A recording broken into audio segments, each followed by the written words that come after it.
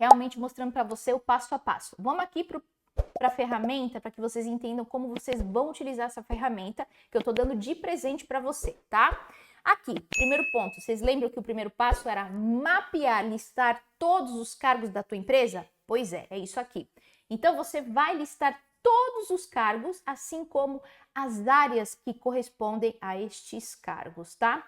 Aí você vai colocar o nome do cargo, a missão e objetivo, atividades e responsabilidades, indicadores que aquele cargo guarda, que é responsável por, requisitos para ocupar aquele cargo, subordinados, se aquele cargo tem subordinados, sim ou não, tô falando que nem o americano, ou se essa pessoa, né, reporta para quem. Então, é importante você preencher o máximo que puder em relação a cada cargo que existe na tua empresa.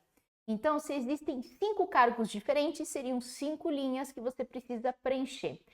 Essa parte é fundamental, principalmente se você quer delegar as suas tarefas no futuro, porque aí sim você vai conseguir delegar com segurança, uma vez que você observa quem é responsável por quem.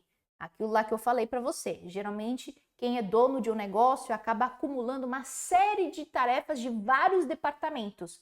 E aí sim, depois, quando você chegar nesse estágio que está na hora de delegar as suas atividades mais táticas e operacionais, vai te dar muito mais segurança de você delegar as tarefas. Então, isso aqui é o passo número 1 que você tem que fazer quando fala sobre delegar. Mas vamos voltar aqui o tema, tá? Senão tô antecipando aí, gerando ansiedade em você, né?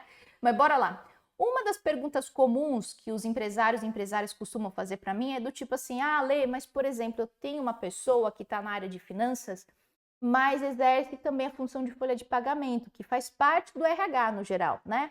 Como que eu faço nesse caso?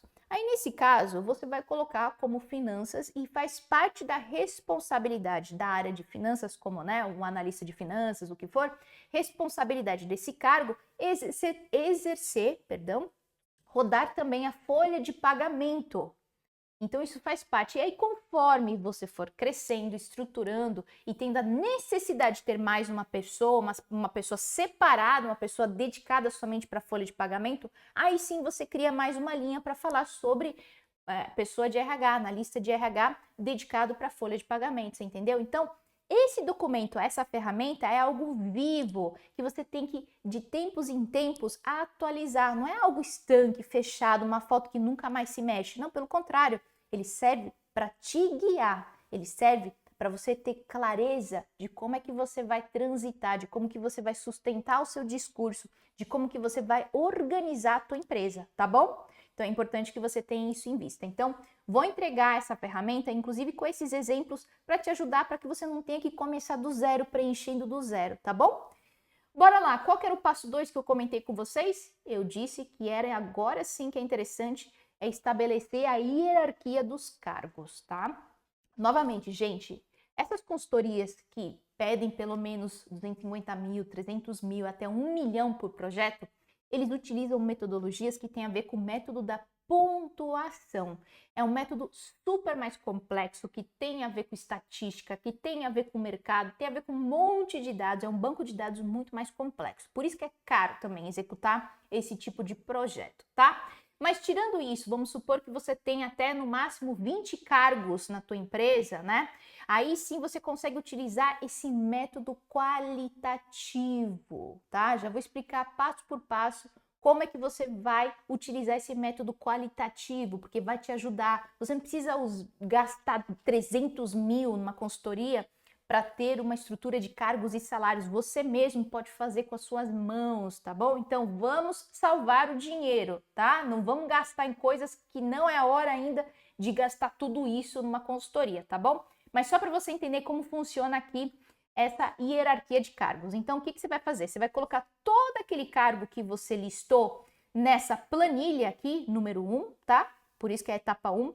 E você vai colocar aqui verticalmente, tá? E depois você vai colocar aqui horizontalmente, tá vendo? Então aqui, consultor de vendas, operador de produção, assistente financeiro, atendimento ao cliente e auxiliar de serviços gerais.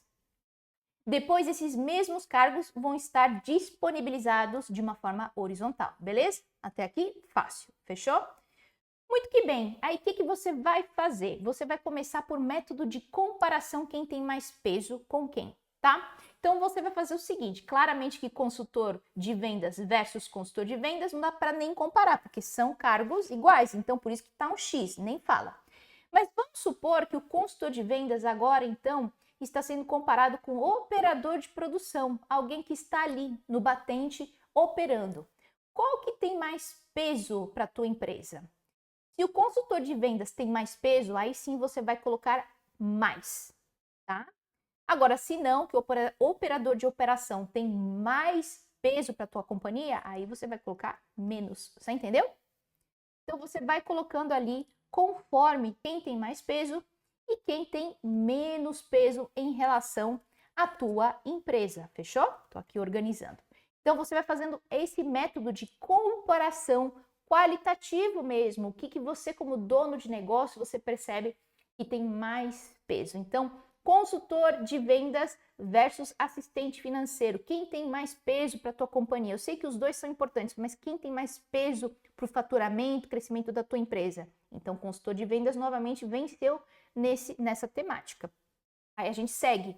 Consultor de vendas versus atendimento ao cliente. Quem tem mais peso para o crescimento da tua empresa? Consultor de vendas. Então ele vence novamente.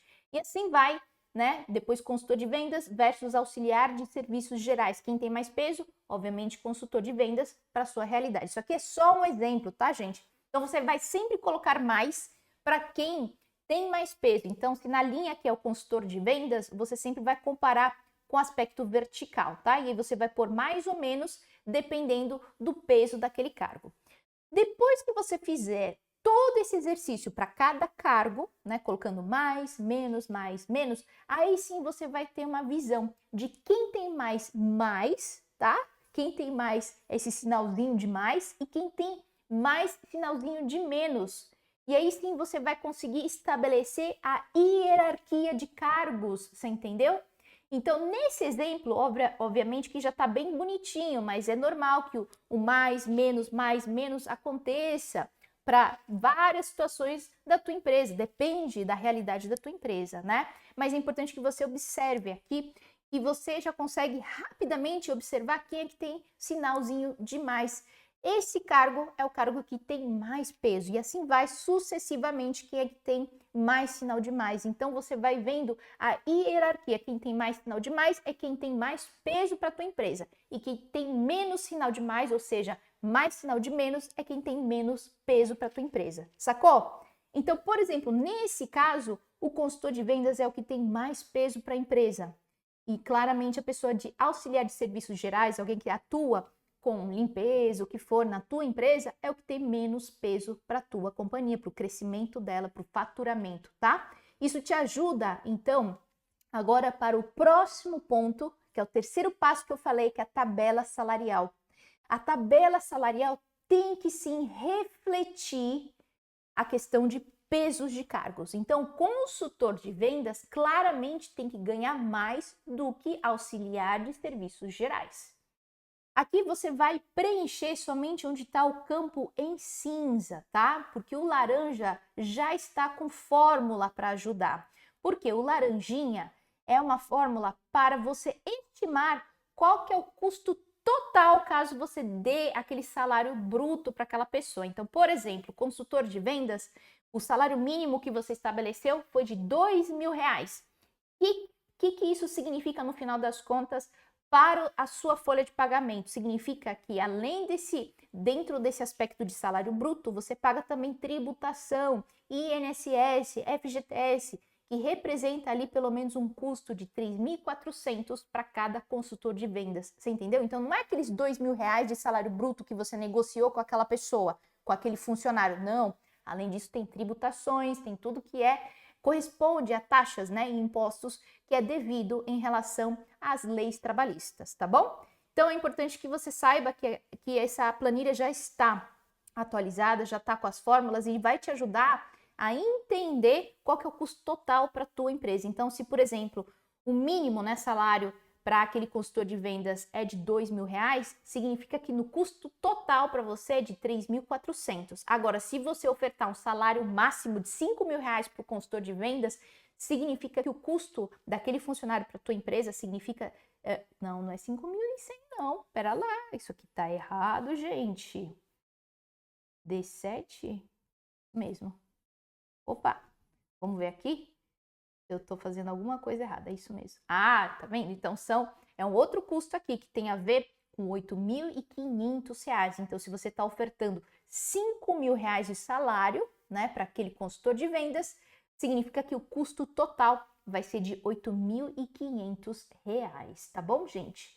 É importante que vocês tenham isso em vista. Opa, vamos lá, que eu acho que tá um pouco errado aqui os custos, né? Mais importante, aqui assim, agora sim ajustei, tá vendo? Agora vamos supor, consultor de marketing, né? O salário mínimo que você oferece para a tua empresa seja de R$ 3.000. Então, o custo total vai de 5.100. Agora, se aquele consultor de marketing você oferece R$ 7.000 de salário, no final, para você custa quase R$ 12.000, tá vendo? Então, já tá aqui com a fórmula certinha de mais ou menos o que você vai pagar em termos de tributação, FGTS, impostos, o que for, tá bom?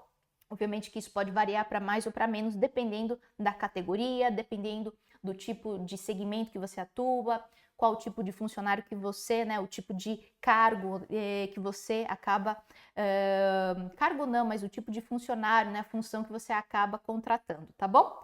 Bora lá então. Então aqui como que você vai preencher? Sempre preenchendo o salário mínimo, o médio que você quer aplicar, né, dentro da tua empresa e o máximo. Aqui, gente, não tem muita mágica, tá? A não ser que você pague uma consultoria de RH renomada aí, desembolsando um custo, né, um investimento de 300 mil até R$ 1 milhão por projeto, tá?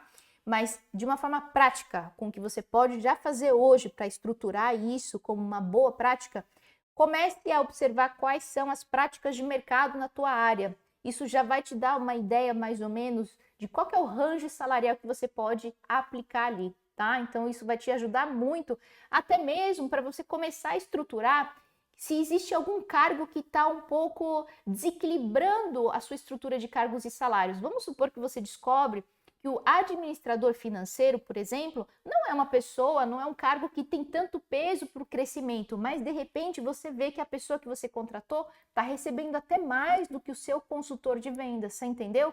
Então, o que está acontecendo então? Por que isso está acontecendo, né? Porque provavelmente você não observou a hierarquia de cargos. Então, isso ajuda muito quando você faz essa tabela salarial a estabelecer e ver onde que está tendo desvios.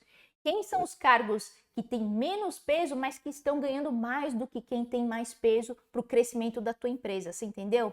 Então, isso ajuda muito você a ter clareza de aonde você tem que ajustar. O que você tem que fazer, né? Se vale a pena, talvez, infelizmente, demitir esse administrador financeiro e contratar alguém mais júnior que corresponde, né, à sua estrutura de cargos e salários, tá bom? Para poder ter uma estrutura saudável que corresponde ao peso correto do quanto que cada cargo realmente contribui para o crescimento da tua empresa. Fechou?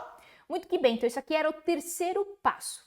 O quarto e último passo, vocês lembram? Era construir a política de remuneração que eu quero mostrar aqui para você, tá vendo?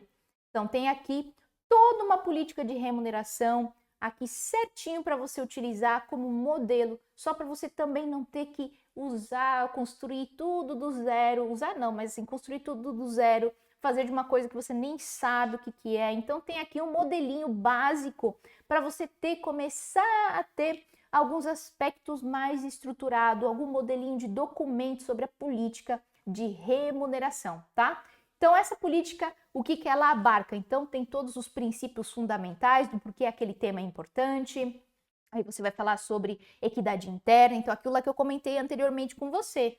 Não adianta você ter um cargo com peso menor que ajuda no crescimento e faturamento da tua empresa, mas tendo um salário maior do que aquela pessoa que realmente, aquele cargo que realmente ajuda a tua empresa a crescer, você entendeu? Então, tem a ver com equidade interna, sustentabilidade financeira, transparência e incentivo ao desempenho, tá? Então, isso aqui é os princípios fundamentais. Você pode ajustar o que você quiser dentro dessa política para te atender. Se você quer tirar algum princípio, colocar outro, ou quer colocar mais princípios, ótimo.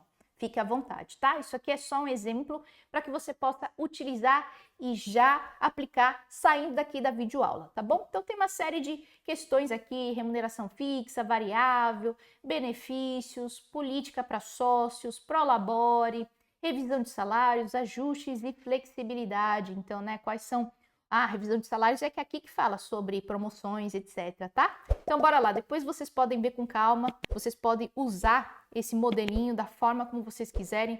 É importante que vocês partam de pelo menos alguma referência para não ter que começar do zero, tá bom?